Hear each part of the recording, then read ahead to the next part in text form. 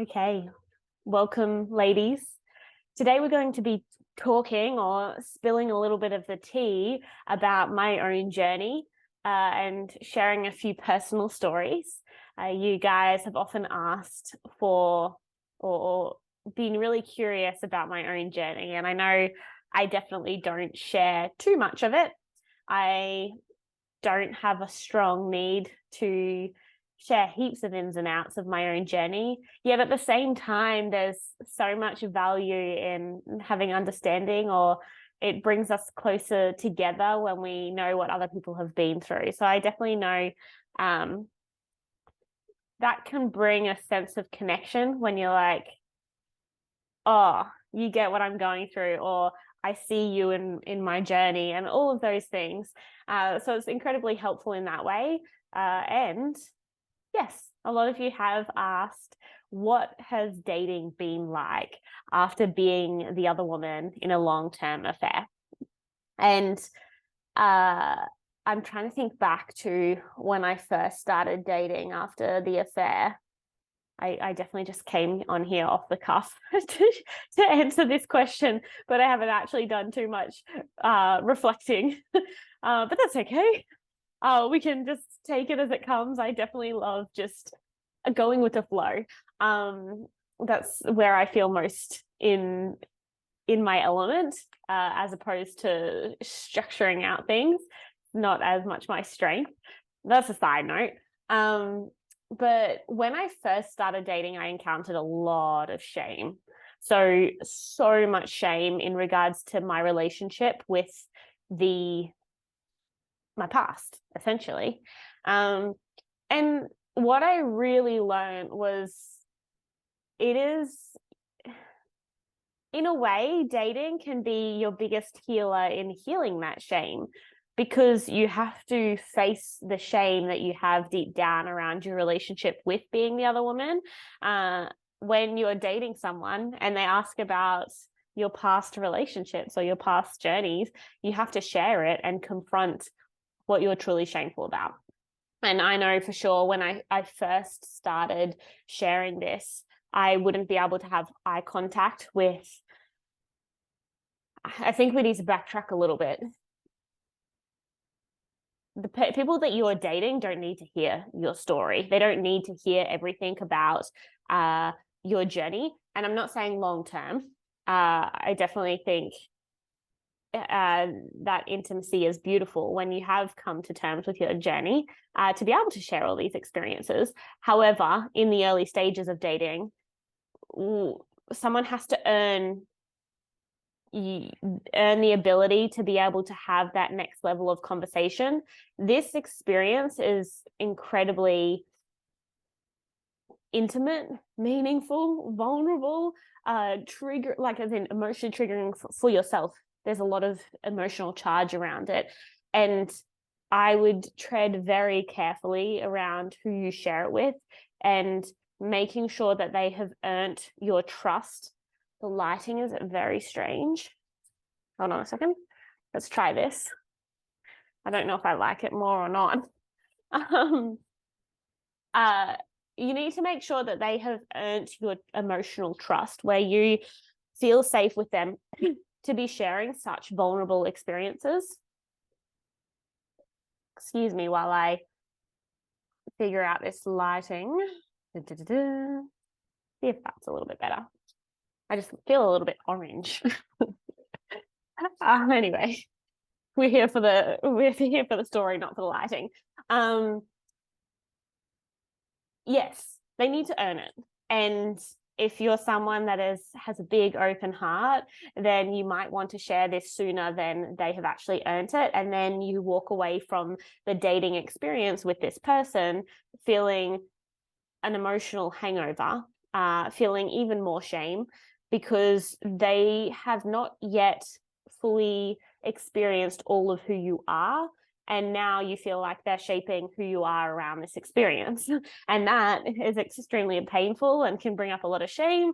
And it's essentially that we were vulnerable too soon, that we opened ourselves up more than we should have in the early days of this dating experience or dating encounter with this particular person.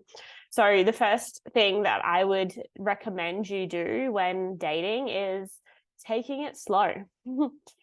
We do not need to rush the dating process when getting to know someone. So go slow, make sure they earn it. I definitely felt like they needed to know my past before they chose whether or not to invest in me because of my dark side. But also, you are learning about their past as well. And it takes time to be able to experience all of someone. It takes many months. And so give yourself some grace in making sure that you go slow on this. Yes, so back to my own journey in dating. When I first started dating, it was really, looking back now, it was, so I had exited the affair. I had spent a significant amount of time healing from the affair and not dating. Probably like 18 months, 2 years at a guess. 2 years at a guess, even maybe longer. I can't think off the very top of my head. I'd have to calculate that. But I spent a significant time healing, really getting myself back in and feeling solid in who I was before I felt ready enough to date. I just, like, there was so much to process, and even when I felt like I wasn't processing the affair anymore, I still was really like, unconsciously, I didn't feel it, but finding who I was as a person and what I value and all of those things. And that takes time to really learn in yourself. And so after the healing process, and when I started to feel like I was very much healing, then there was also still an integration phase of me learning who I was in this world. So I definitely took ages to start dating. Why am I saying this? Oh, yes. And then so when I started dating, I then was having to share, or not having to, but was sharing some of my personal experience after earning the trust from people, and also making mistakes in sharing too quickly and feeling sick to my stomach. Not being able to have eye contact when sharing it, feeling so much shame. I also experienced in dating, the way that people received it was very different. Some people received it in a way that just felt, not they were disgusting, it felt disgusting in my body. Like it re-shamed and validated the shame that I had for the experience. And so that was honestly really tough to go through. And then there was other people that were extremely healing and nourishing, where they would come be present with me and say, wow, what you have been through is incredible, and it makes me honor you even more for all that you have faced and all that you have learned through this experience. And how, like, there was two very different, not two, everyone's different way of digesting the experience was so different. And it really shows a lot about the person, of how much they know about understanding someone's past and what we make our past mean. If someone can't handle that, it's often their own shame as well. So that also taught me a lot about the person, of how they were able to receive it. So it was great in a sense, because it would really show, either it would just reflect their own shame in their eyes with the comfort of being able to hold that or not hold that. And if they could hold it so well, then it really showed who they were as a person. And if they couldn't, then it really showed a kind of a lack of emotional safety with the person in being able to share big topics, big things. So that was a very beautiful lesson. But I will say for sure, back to what I was saying is, I healed through the affair, then I started to feel whole again, or like healed through just me finding myself. And then when I did feel ready to start dating, it kind of brought up all the things in the affair that I hadn't yet healed. in regards to this shame piece, and really forgiving myself and the story that I had been through because of having to share it publicly, not publicly, like having to share it with a person on a date, not having to, choosing to if I felt it was right. And it really brought up all the shame. Like, it was, golly gosh, painful. And I would say such a beautiful and important part of the experience to go through this discomfort. Like, each date and each person and each man's way of holding me through that experience of being vulnerable and sharing my own personal experience, the way that they digested it and could hold space for that or not hold space for that, really brought up different parts of me that I had yet to heal and to really shame around. And for sure, I can say that dating experience grew me so much as a person.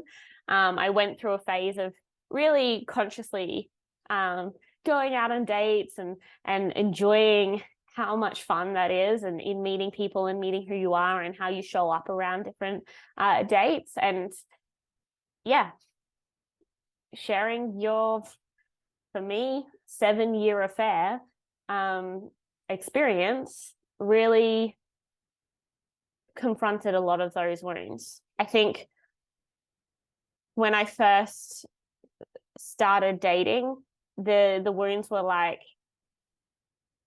this is suddenly going to make you think way less of me. I would shrink. I would just not be able to share this experience well. I would immediately think, okay, so now you're going to think less of me. So do you want to be with me or not?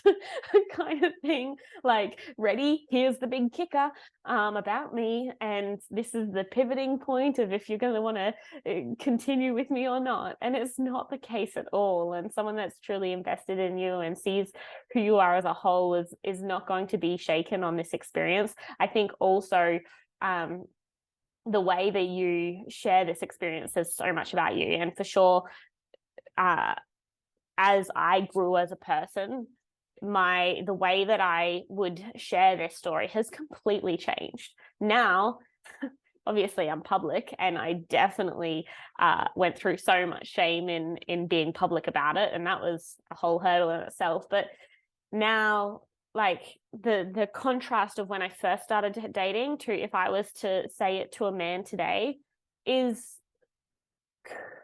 so different. Now, if I was to say it today, it would literally be like, this is a beautiful blessing. This experience I wouldn't change for the world, and it has shaped me into who I get to be today. It has shown me so much about myself, how I navigated in the past certain relationships, certain boundaries.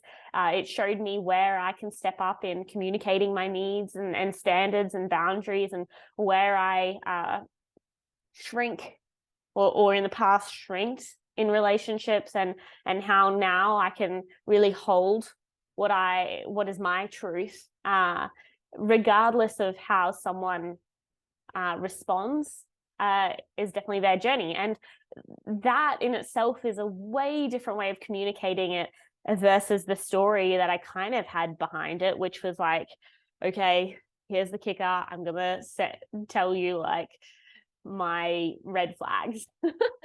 And I feel like as soon as I share these red flags, you're suddenly going to be like, oh, that's bad. And imagine like you going to a date feeling like so much shame around who you are as a person and how they're going to receive it. Immediately, if that's your story, you're gonna shrink before you even share it with them. And I think your body language and your relationship to the story is what they are attaching to, as opposed to the story itself. So if they see you shrink, if they see you shut down, they also are going to be like, yeah, okay, that. Whereas if they see that it's honestly a beautiful lesson, something that you wouldn't change for the world, something that has showed you and taught you so much about who you are as a person and grown you in so many ways.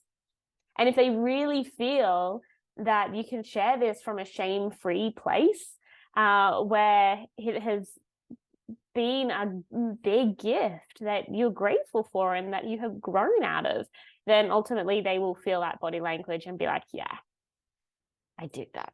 No. Why be serious on all these videos? I know we're talking about a serious topic, but let's be serious. We don't want to be serious all the time. Yeah, so anyway, I probably might leave it at that. I can definitely share more videos around my dating experience and opening up to different people and how it was navigating through the shame.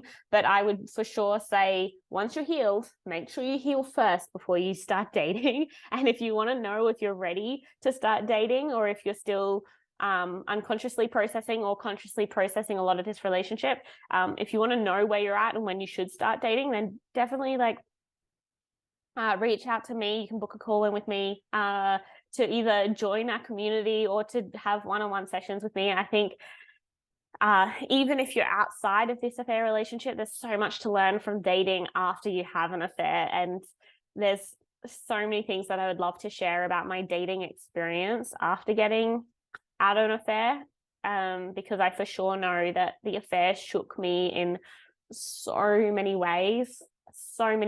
And when I started dating again, my fears really kicked up in regards to, is this person safe? Can I trust this person? Is this person and I shrunk so much in regards to pleasing and making sure that they would feel comfortable around me, and that I wasn't too much, or that my story wasn't tarnished, or my identity wasn't tarnished from this story, and all these things. And for sure, each date that I went on healed those parts in me.